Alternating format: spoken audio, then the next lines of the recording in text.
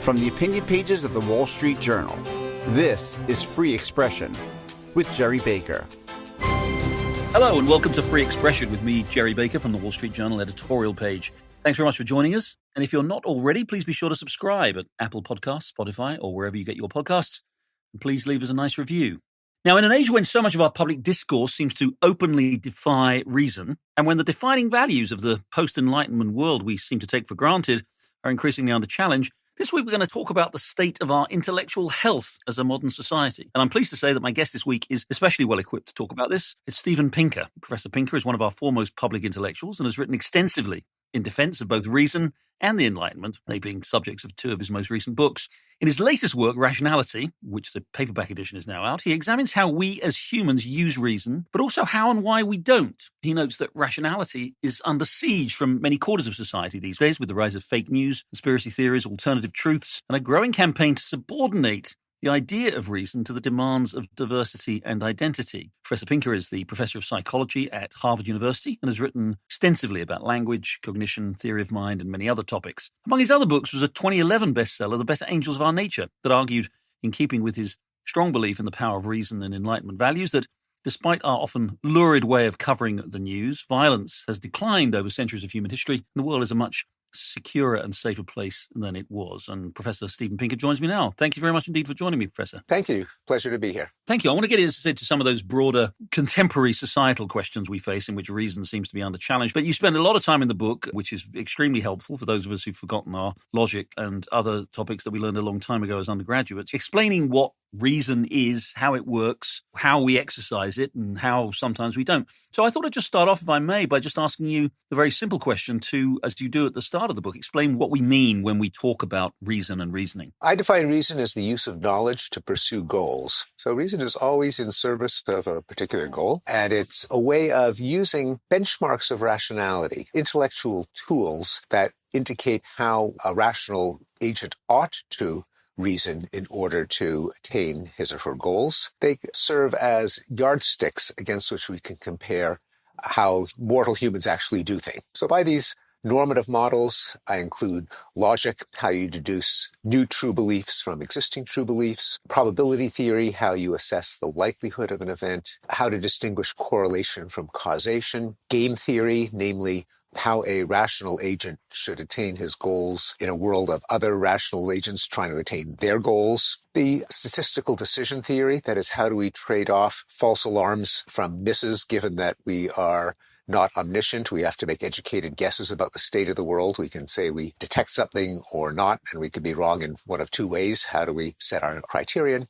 One of the tools of reasoning that I think every educated person should have at their fingertips, and many people who've thought about rationality would agree with this, is a simple rule called Bayes' rule or Bayes' theorem, named after an 18th century pastor, Thomas Bayes. And it is a way of calibrating your degree of belief in a hypothesis according to the strength of the evidence. Calling it a theorem makes it sound really scary, but it's actually pretty intuitive, which is simply that the degree to which you believe something, let's say on a scale of 0 to 100 or 0 to 1, should depend on how credible the idea was in the first place, the prior probability. And in fact, that's a part of Bayes' theorem that's actually escaped from probability and statistics and has entered our everyday conversation. When you say, those aren't my priors, or what are your priors on that, the term priors comes from Bayes' theorem. So that's the first term. You multiply that by how likely the evidence is to have occurred if the hypothesis is true. And you just divide it by how common the evidence is across the board, whether the hypothesis is true or not. So, for example, if you get a positive test result for a disease, and the test isn't perfect, no test is perfect, there's some false positives, how likely are you to have the disease if you get a positive test result? Now, people often get this wrong, including doctors. So, for example, let's say there's a disease that occurs in 1% of the population, and you've got a test with a 10% false alarm rate. If you have a positive result, does it mean you probably have the disease? And the answer is it means you probably don't have the disease, because so few people have the disease in the first place that most of the positives are probably false positives. That's an example of application of Bayes' rule. People are famously ignorant of it, or at least they tend to go just with the stereotypes of what it is like if the hypothesis is true without taking into account how likely it was in the first place. This is one of the famous results from Daniel Kahneman, who wrote the bestseller Thinking Fast and Slow and won a Nobel Prize with Amos Tversky for this work, that we tend to think in stereotypes and we forget to calibrate by the base rate. That is how likely something is a priori. Yeah, and you give Professor Bingham many other of these examples, which are always fascinating, and again, sort of game theories. And there's the famous one, the Monty Hall, I think it is, game show of a real life example of the game show contestant who is given 3 boxes and he's told that 1 contains a car and 2 contain goats, and he has to pick one. And when he does, then the game show host then opens one of the boxes. It turns out to be a goat, and then he then has a choice. And as you point out in the book, very amusingly, many mathematicians got wrong what the next move should be on the part of the game show contestant, which is, of course, that he should actually change his choice. What's interesting about these and the ones you've just given there of the false positives is that people who think of themselves and are widely thought of as very smart can be and are frequently tripped up in this reasoning process. So some of us like to think of reason as we're all capable of reasoning, but it does seem as though actually maybe reasoning is more of a skill that needs to be sharpened, like physical fitness or something like that. Is that the way we should see it? That we have the potential for high quality reasoning, but many of us, even people who are quite smart, actually often fall short of it. What's the explanation for that? Yes, that's absolutely right, that in general, people who are smarter are less likely to fall prey to these fallacies and errors, but they're certainly not immune. And the Monty Hall problem is a fine example because one of the world's most brilliant mathematicians fell for it and almost refused to believe the explanation that was pointed out to him before finally agreeing to it. So yes, I reject the glib conclusion that we're just an irrational species. I think of this as the Mr. Spock conclusion. Humans are irrational. That can't be right because we're the ones who set the standards for rationality against which we compare humans and say, well, look at this error. Well, how do we know it's an error? We must be rational enough to have figured out the right answer. The way I think of it is rather that our rationality tends to be concrete. It's tied to the here and now. It's mixed in with our subject matter knowledge. We're okay at assessing probabilities when we can actually count up the number of instances and get an intuitive feel for what proportion of opportunities actually results in a particular outcome. But when we're fed abstractions, when we're given statistics, when we're given formulas, these are not at all intuitive. We did not evolve in a world that had mathematical formulas or reliable government data sets on safety, on crime. And so we tend to go with our immediate experience. If we see something in the news, if the image sticks in memory, we think it's likely. If we read about someone getting eaten by a shark on a beach, we think that swimming is unsafe.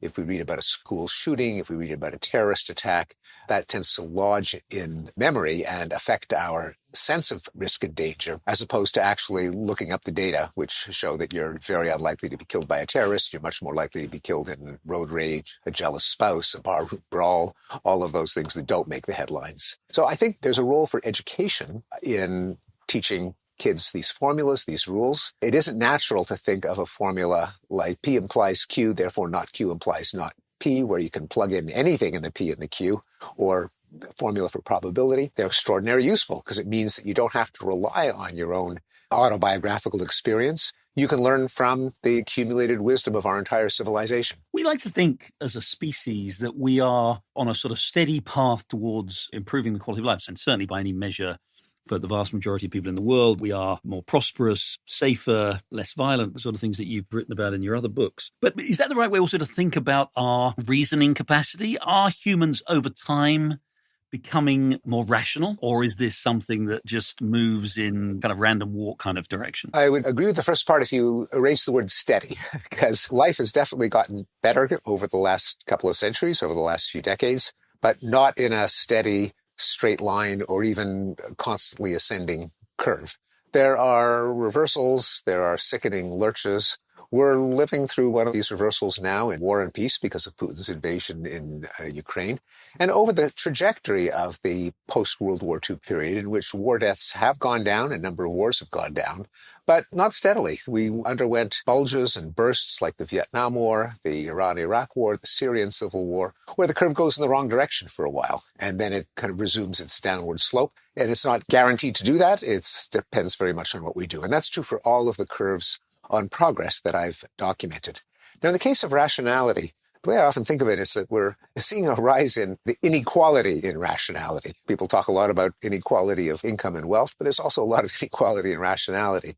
because at the high end, we've never been more rational. We have more and more tools and data-driven approaches to figuring out what we want. Of course, in biomedical research, we invented a whole new class of vaccines for COVID in an amazingly short amount of time. We are pushing back frontiers in space exploration, in construction, in computing, and we also are applying rationality to domains of everyday life that used to be just a matter of hunches and guesswork. An obvious example is Moneyball in sports. That is, instead of just relying on the wisdom of old managers and coaches, every major league team now has a statistician that sees whether it really does make sense to have a sacrifice bunt. On average, does that make you worse off? In policing, we have data-driven policing, which partly accounts for the great American crime decline of the 1990s and early 2000s. We've got evidence-based medicine. More and more, we're using analytics and data and formulas to improve on human reasoning at the top end. At the bottom end, though, of course, we're seeing conspiracy theories and fake news and medical quackery and paranormal woo-woo. It's not clear that those have gotten worse, but they certainly haven't gotten better. Talk briefly about artificial intelligence. How should we view that? Is that essentially artificial reasoning? I mean, it is the drawing of inferences from large quantities of data, which essentially is how the human mind works. Can that be seen in the same way as human reasoning? What do you think are the possibilities of artificial intelligence in that respect? The possibilities are enormous, but I actually don't think that current artificial intelligence, for all its successes in Google Translate and face recognition and so on, they actually don't really operate the way human intelligence does. They capitalize on the fact that the internet has amassed mind-boggling amounts of data, and these algorithms try to squeeze statistical patterns out of the data. And they've often done a surprisingly good job, although as anyone who uses Siri can attest, they also make astoundingly stupid blunders. What they don't do that much yet, and where it differs from humans, is no human child has heard 1 trillion sentences, whereas the AI algorithms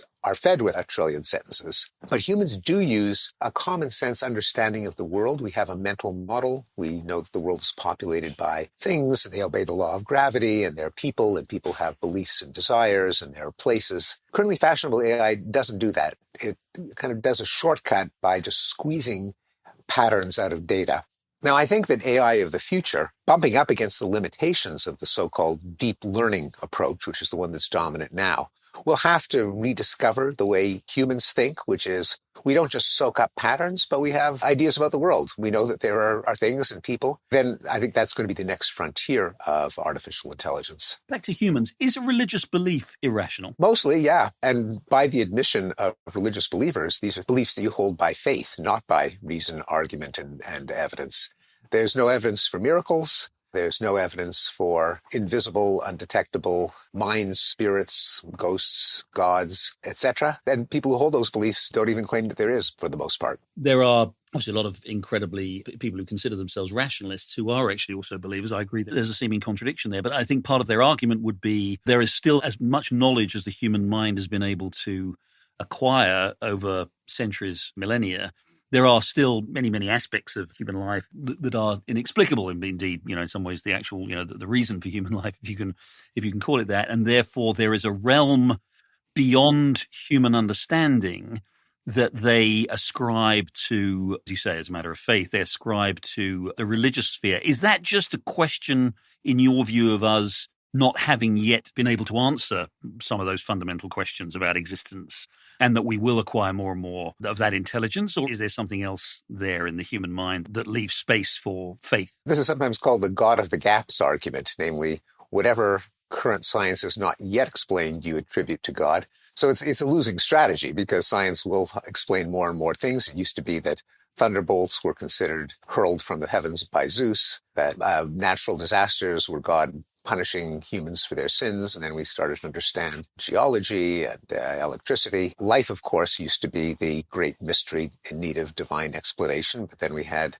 Darwin's theory of natural selection. Thinking and knowing and perceiving used to be mysteries that called for some immaterial soul, but more and more neuroscience is explaining how thought and perception and emotion can take place.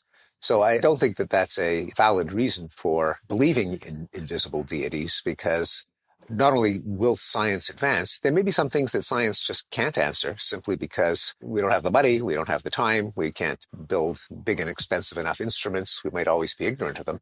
But again, that doesn't mean that the best explanation is a deity. It just means there may be some things that we mortal humans just can't figure out the answers to. We're going to take a short break there, but when we come back, we'll have more with Professor of Psychology at Harvard, Steven Pinker, on the role of reason and how it can help us to tackle things like fake news, conspiracy theories, and the various other challenges we face at the moment. Stay with us. Welcome back. We're talking with Steven Pinker, Harvard Professor of Psychology and author of Rationality, a look at the importance of reason in our lives.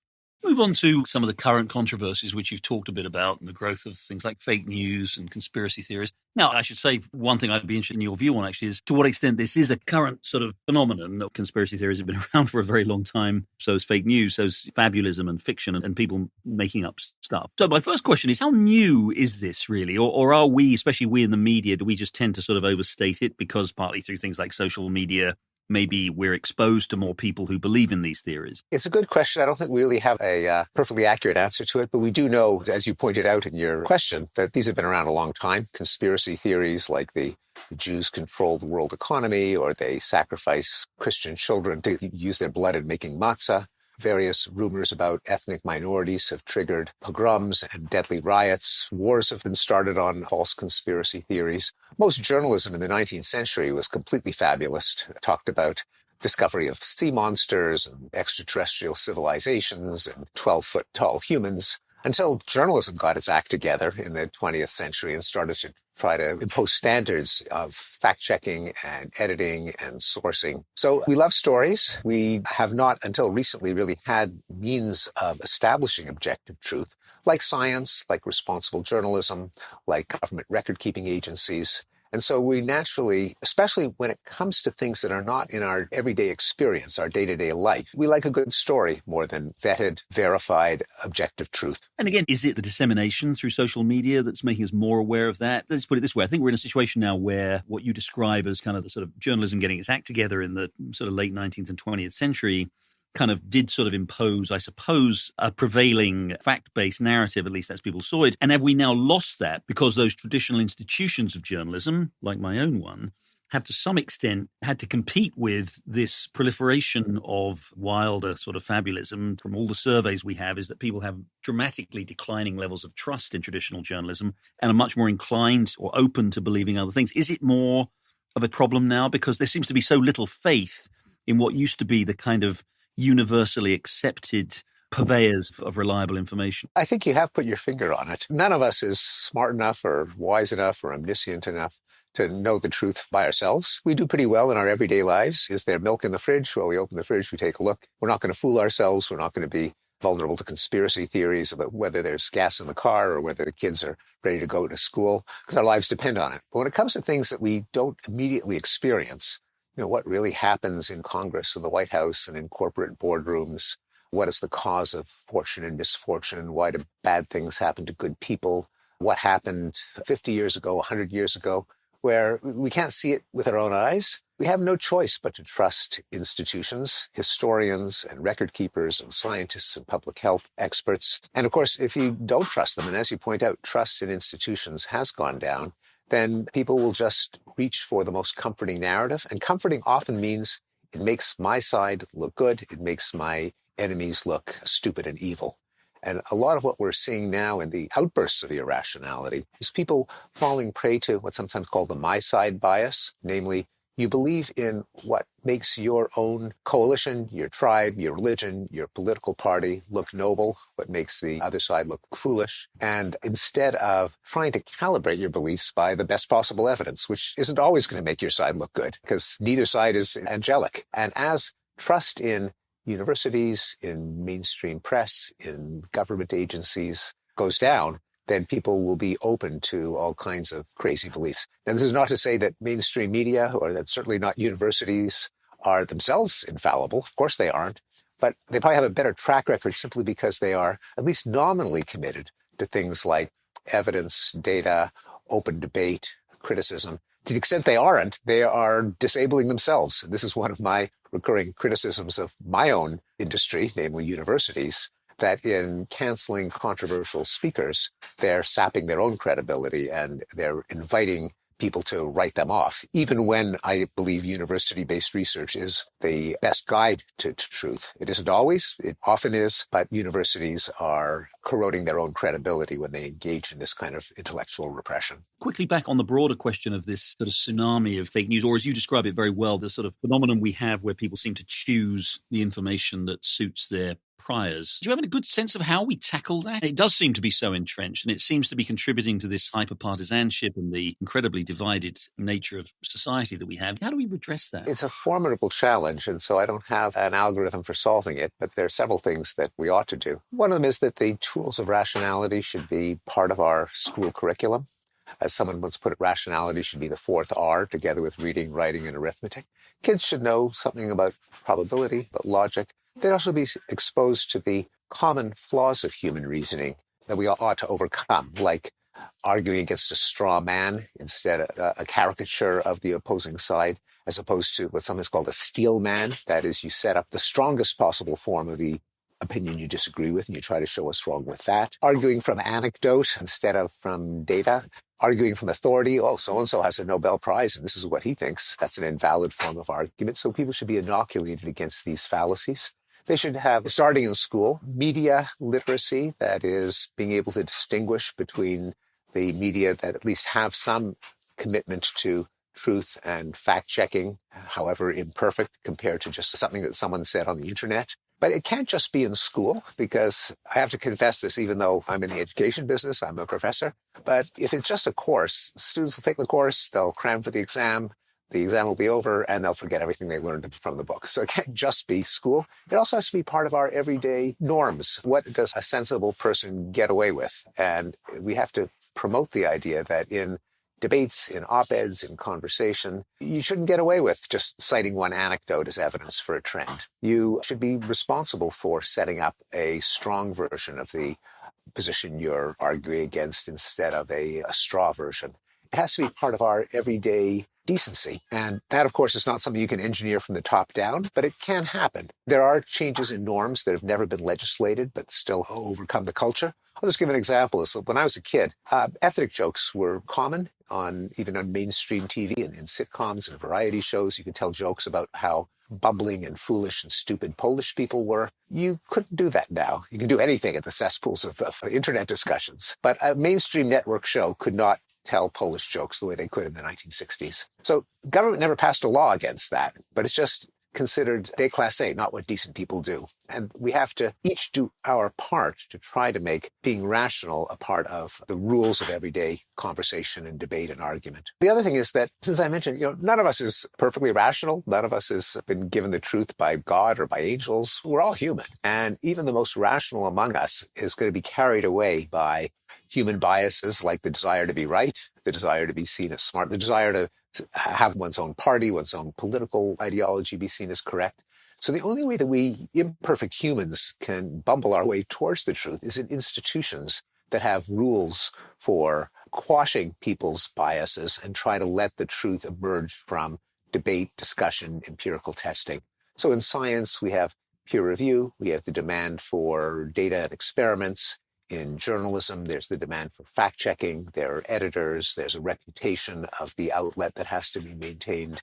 In the court system, we have adversarial proceedings, the right to a defense, the presumption of innocence.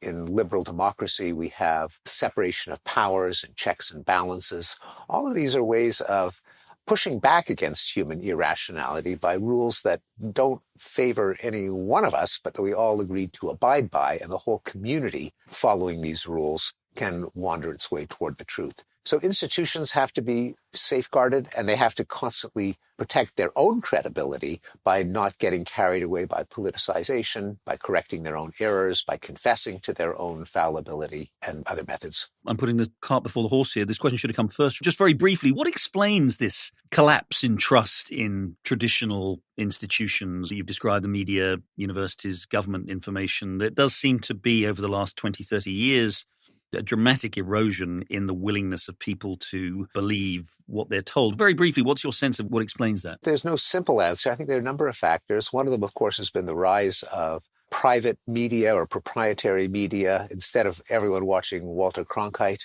or Huntley and Brinkley in one of the three networks, we now have cable news with obvious partisan bias.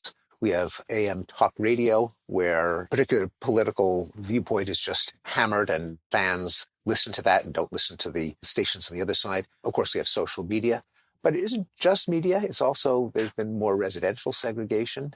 People who are symbol manipulating professionals who have high degree of education, who gravitate to urban areas and university towns. Other people stay in rural and ex-urban areas, and they're less likely to just rub shoulders in everyday life. There's a decline in institutions that used to bring people together from different social classes, different degrees of education, like political parties, churches, bowling leagues. People are more likely to stay at home, so they're less likely to actually deal with people from the other side of the cultural divide. And there's just kind of arms race on each side to try to demonize the other side that can even be self-fulfilling. Two very quick things I want to talk about. One is one particular area in which I think reason, and you've talked a bit about this, you've written about it, in fact, you've got yourself into some debates with some of your own academic colleagues about this, which is in the context of this very contemporary debate we've been having in the last few years about things like critical race theory, about the importance of identity. And the challenge to the idea of reason is that all the ideas you write about in your book, and in many ways sort of dedicated your life to, and many others too, are themselves a kind of construct of social hierarchies in which simply reflect privilege and discrimination and oppression and all of the things that we associate with these ideas of critical race theory. And somehow that reason itself, as I say, that the way you talk about reason and the way we deploy argument and reason and things like that is frankly is this kind of tool of oppression of the privileged. But it seems such an outlandish idea to me and to others too. But can you give us a firm rebuttal to that? Am I characterizing it correctly? I mean, what does it mean for the quality of intellectual inquiry? Yeah, I think there are two refutations. One of them is, do you consider that argument that you just made about the use of rationality as a weapon of the privileged, is what you just said rational? If it isn't, I don't have to believe it, because I don't believe irrational things. If it is, then you've actually confessed that rationality is the standard by which we should assess all arguments, including the one you just made. So that's one refutation. You can't argue against reason. As soon as you show up to that debate, you lose because you're arguing. That means you've accepted the canons of rationality, as opposed to, say, threatening someone to believe something or bribing them to believe it. If you're persuading them in the first place, it's too late. You've signed on to reason. The other one is, it is a fallacy. It even has a name. The genetic fallacy has nothing to do with genes, but rather the genesis of an idea. That where an idea came from has no bearing on whether it's true or false, or at least it doesn't prove whether it's true or false. True things can come from systems that are filled with people who, in retrospect, we judge to be bad, but that doesn't mean that they're false. To take examples that most people making that argument would accept themselves, did they accept that man-made climate change is real? Probably they do, just because people on that side of the political spectrum almost always do. You can say, well, the people who established the facts of human-made climate change, a lot of them are white and a lot of them are male and a lot of them work for establishment universities. Are you then going to be a climate denier because climate science is to a large extent white and male? Well, they say, no, climate change is real. Well, but then you're saying that it doesn't matter what the race and gender composition of the establishment that established that belief is. My final question relates to your 2011 book, The Better Angels of Our Nature, which, as I said at the beginning, is a sort of a historical analysis, which very convincingly makes the case that despite all our focus on war and terrorism and crime, that actually humanity lives in much less violence than it does. I know that book and that argument that is often misinterpreted as a kind of a Panglossian view that things are just great and going to get better. But 10 years to 11 years on from that, and especially as we contemplate what seems to be the alarmingly real prospect of nuclear war, might we just look back and say, wow, that was several millennia of wonderful progress, but now we have these astonishing weapons capable literally of kind of wiping ourselves out, that maybe, so what, as it were? With this, there may be a much greater conflagration to come than anything we've ever conceived of. It is possible. It would be foolish to say it's not possible, because it obviously is possible. Since all of history is a matter of probabilities, contingencies, it doesn't unfold according to any kind of plan. It's possible that the overall rate of war and deaths in war have gone down, while the damage that could be done by an improbable but possible war has gone up. And that's kind of the situation we've been living under since the end of World War II. Even with the Russian invasion of Ukraine, war deaths this year probably won't come anywhere close to what they were during the Vietnam years, the Korean War years, the 1980s. But still, we're living under the shadow of the possibility of a nuclear catastrophe, which is why I think we should pursue the goal of nuclear reduction and eventually disarmament, the ideal of Reagan and Gorbachev, that nuclear war cannot be won and must never be fought, the speech that prematurely won Obama the Nobel Peace Prize, the ideal that has now been set aside but that ought to be pursued of getting rid of these useless but unthinkably destructive weapons. I guess my point wasn't part of your argument, really, or at least part of the analysis, that very back to where we started, that we become so much safer and so much less violent, partly because of the exercise of more human reasoning, I suppose. And I wonder if the same high level, the same advanced human reasoning could land us into a nuclear. I mean, again, probabilities. I'm not here talking about the specific probabilities of war, but progress of that human reasoning is no guarantor against the fact that we could all kill each other. That is certainly true. It goes back to the definition of reason from the beginning of the show, that it's the use of knowledge to attain goals. A lot depends on what those goals are. If the goal is more and more destructive weapons, if it is some kind of killer virus, if it's ways of expanding an empire, then reason is going to take us faster in the wrong direction. So reason has to be linked to humane goals, to humanism, to the idea that ultimately what we want to do is allow people life, liberty, and the pursuit of happiness, as many people as possible. That goal itself does not automatically follow from being rational, but if we're rational in pursuing that goal, that's what makes progress possible. In fact, that's the only thing that makes progress possible. Stephen Pinker, Harvard professor of psychology, author of Rationality, most recently, among other books. Thank you very much indeed for joining Free Expression. My pleasure. Thanks for having me. Well, that's it for this week's episode of Free Expression with me, Gerry Baker, from the Wall Street Journal opinion pages. Thanks for listening. Please join us again next week for another exploration of the big issues that are driving our world. Thanks and goodbye.